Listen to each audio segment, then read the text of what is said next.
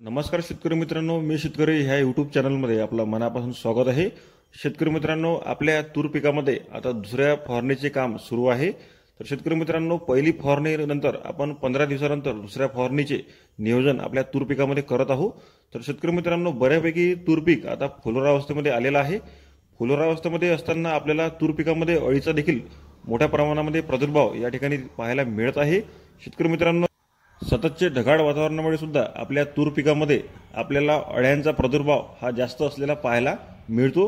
त्यामुळे आपण तूर पिकामध्ये अळीचे नियंत्रण करण्यासाठी टाटा कंपनीची टाकुमी या कीटकनाशकाचा वापर यामध्ये करत आहोत।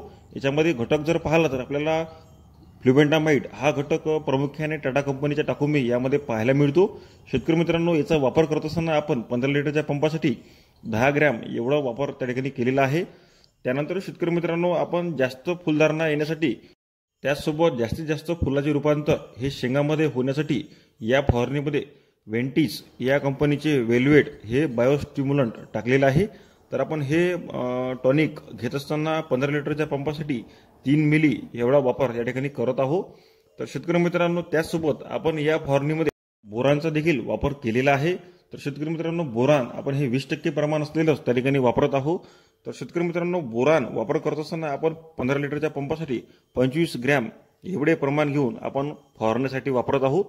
शेतकरी मित्रांनो, बोरान हे जर आपण आपल्या तूर पिकामध्ये वापरले तर आपल्याला फुलगळ किंवा फुलाचे जास्तीत जास्त रूपांतर शेंगामध्ये होण्यासाठी सुद्धा आपल्याला मदत होते। 100% फुलगळ थांबण्यासाठी सुद्धा आपण बोरानचा वापर त्या ठिकाणी नक्कीच करू शकतो। तर शेतकरी मित्रांनो, या फवारणीमध्ये आपण बुरशीनाशकाचा वापर केलेला नाही, कारण या आधीच्या तूर पिकाच्या फवारणीमध्ये आपण बुरशीनाशकाचा वापर त्या ठिकाणी केलेला होता। त्यामुळे या फवारणीमध्ये आपण कुठल्याही प्रकारच्या बुरशीनाशकाचा वापर केलेला नाही। तर शेतकरी मित्रांनो, अशा प्रकारे आपण आपल्या तूर पिकामध्ये 3 घटक घेऊन फवारणी करत आहोत। तर शेतकरी मित्रांनो, माहिती कशी वाटली नक्की कमेंट करा। आपले तूर पीक सध्या कोणत्या अवस्थेमध्ये आलेलं आहे त्याची कमेंट करायला विसरू नका। आणि व्हिडिओ जर तुम्हाला आवडला किंवा ही जर माहिती तुम्हाला आवडली तर व्हिडिओला एक लाईक नक्की करा। जास्तीत जास्त तूर उत्पादक शेतकऱ्यांना हा व्हिडिओ शेअर करा। धन्यवाद।